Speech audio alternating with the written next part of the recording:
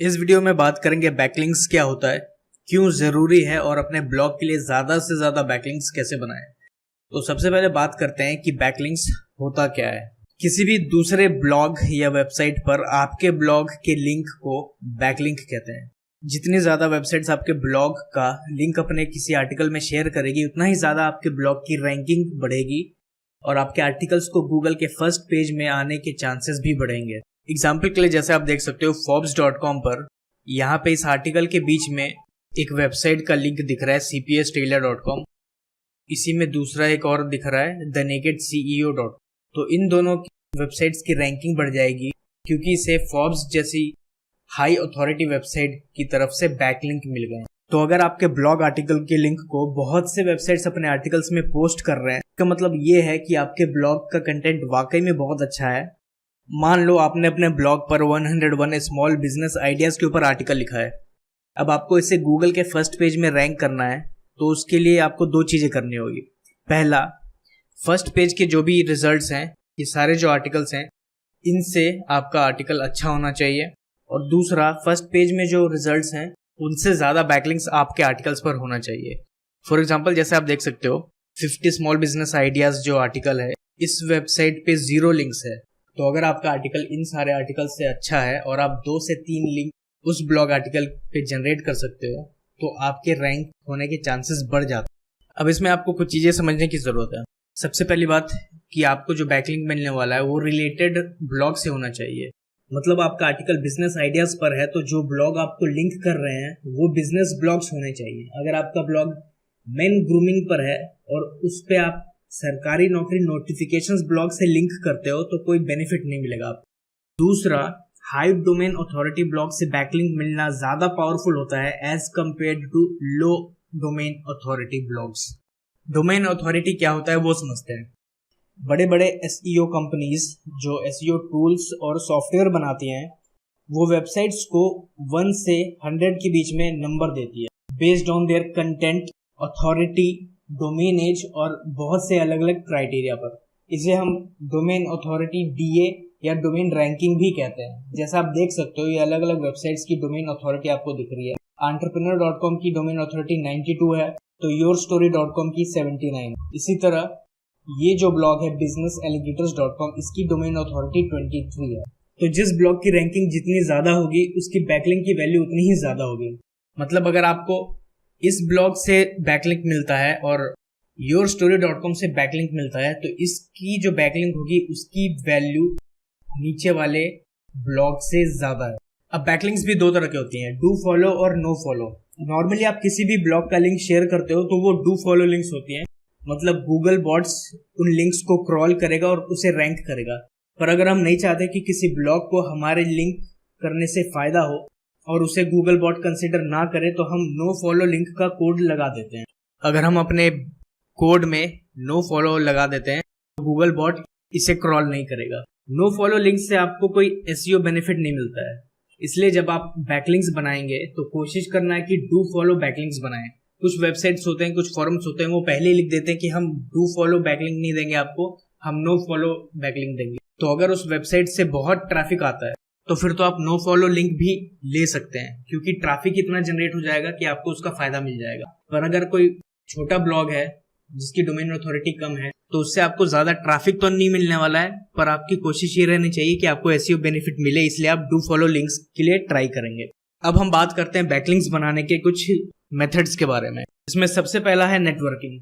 आपके blog topic से मिलते जुलते जो दूसरे ब्लॉग्स हैं उन पर आपको एक्टिव होना है। मतलब उनके आर्टिकल्स को आपको पढ़ना है और वहां पे कमेंट सेक्शन में आपको कमेंट करना है कि आपने उस आर्टिकल से क्या सीखा, आपको क्या पसंद आया और क्या इंक्लूड कर सकता था ब्लॉग ऑथर उसके बारे में, या और किन आर्टिकल्स के ऊपर लिखा जा सकता है उस ब्लॉग के ऊपर। पहले 1-2 मंथ आपको बस ब्लॉग ऑथर के रडार में आना है। उसके बाद जब आप रेगुलर कमेंट करोगे तो ब्लॉग ऑथर को ये आइडिया लग जाएगा कि ये जो पर्सन है ये ब्लॉग पर एक्टिव है। फिर आप उसको ईमेल कर सकते हो, अपने जो ब्लॉग आर्टिकल्स हैं उनको डिस्कस कर सकते हैं कि आप भी एक ब्लॉग रन करते हो और आप भी एक आर्टिकल लिख रहे हो और उस बारे में आपको उनसे कुछ हेल्प चाहिए, आइडिया चाहिए। ऐसे करके आपके जब अच्छे रिलेशन बन जाए तो फिर आप एक दूसरे के पोस्ट को लिंक कर सकते हो, उनके पोस्ट को प्रमोट कर सकते हो। इससे दोनों का ही फायदा होता है। लॉन्ग टर्म में नेटवर्किंग का ही बेनिफिट आपको मिलेगा बैकलिंक में या फिर प्रमोशन में। कोशिश ये करो कि आप 3 से 5 रिलेटेड ब्लॉग्स के ऑथर के साथ आपके नेटवर्किंग अच्छी हो सके।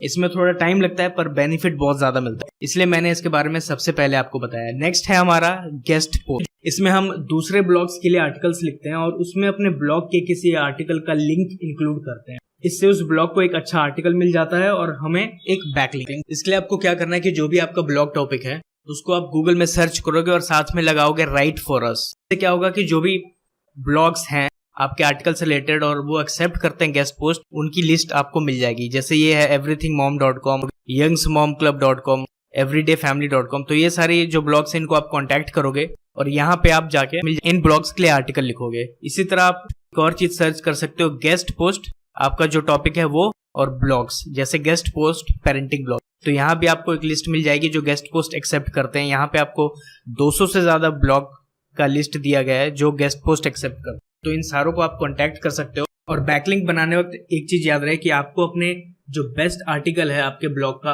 उसके ऊपर बैकलिंक बनानी है, ना कि आपके होम पेज के लिए। तो ऐसे जितने भी ब्लॉग हैं जो गेस्ट पोस्ट एक्सेप्ट करते हैं कि आप लिस्ट बना लो और उनको कांटेक्ट करके आप उन्हें बताओ कि उनके ब्लॉग को आप फॉलो करते हो और आपका भी एक ब्लॉग है सेम निश में और आपने कुछ आर्टिकल्स लिखे हैं और आपके जो बेस्ट 3 आर्टिकल हैं उनका आप लिंक शेयर करो और साथ में आप उन्हें ये बताओ कि आप गेस्ट पोस्ट करना चाहते हो और आपके पास ये 3 टॉपिक हैं जिनके ऊपर आप सोच रहे हो उनके ब्लॉग पे गेस्ट पोस्ट करने का। आप उन्हें 3 ऑप्शन दे दो कि उनको किस टॉपिक के ऊपर कंटेंट की जरूरत है अपने ब्लॉग पर, और उस आर्टिकल के अंदर आप अपने एक आर्टिकल का लिंक इंक्लूड कर सकते हो।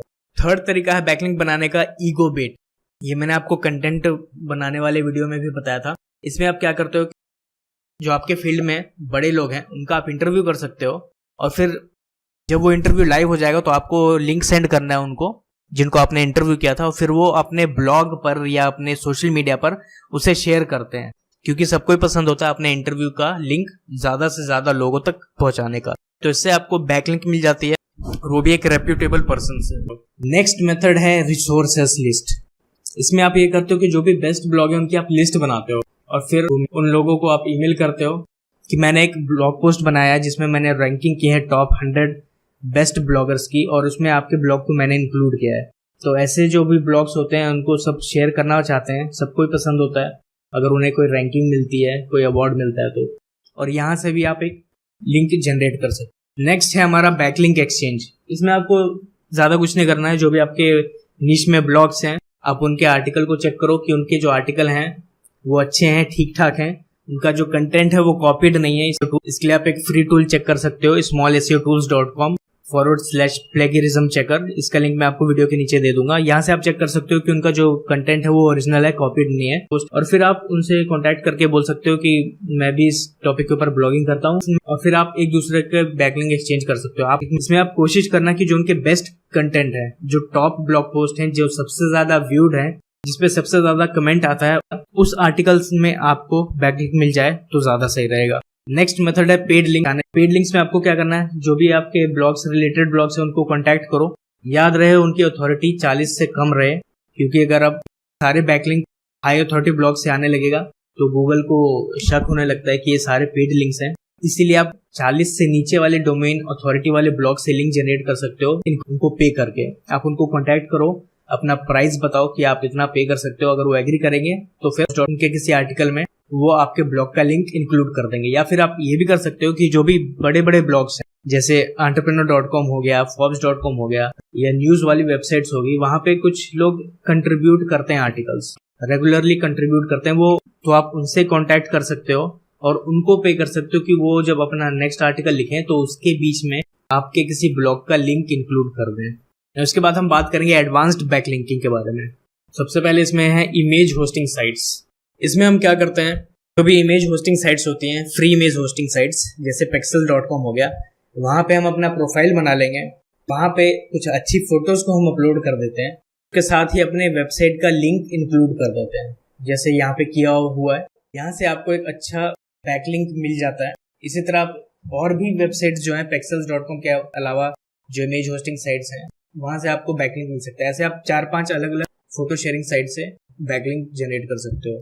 ना एक चीज याद रहे, DSLR कैमरा आपके पास है तभी आप इससे कर सकते हो, या किसी फ्रेंड के पास DSLR कैमरा है तो उससे आप कुछ फोटोज खिंचवा कर अपलोड कर सकते हो और फिर आपको एक ठीक ठाक बैकलिंक मिल जाएगी, क्योंकि हाई डोमेन अथॉरिटी साइट्स होती हैं जो भी इमेज वाली होती हैं। जैसे आप देख सकते हो इसकी डोमेन अथॉरिटी 92 है, तो ऐसे 4-5 वेबसाइट से आपको लिंक मिल जाएगा, तो स्टार्टिंग में आपके लिए बेनिफिट रहेगा।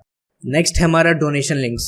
इसमें हमें क्या करना होता है कि जो भी वेबसाइट्स डोनेशन एक्सेप्ट करती हैं और जो डोनेटर्स का लिस्ट इंक्लूड करती है अपने वेबसाइट पर कि इन लोगों से मुझे डोनेशन मिला है और इनकी ये वेबसाइट है या इनका ये ब्लॉग है, वहां पे आप डोनेट करके एक बैकलिंक जनरेट कर सकते हो। क्योंकि ये डोनेशन वाली वेबसाइट होती है, इनकी भी हाई डोमेन अथॉरिटी होती है, तो ऐसे आपने 3-4 ब्लॉग से ले लिया तो वहां से आपको एक अच्छा पुश मिल जाएगा आपके नए ब्लॉग को।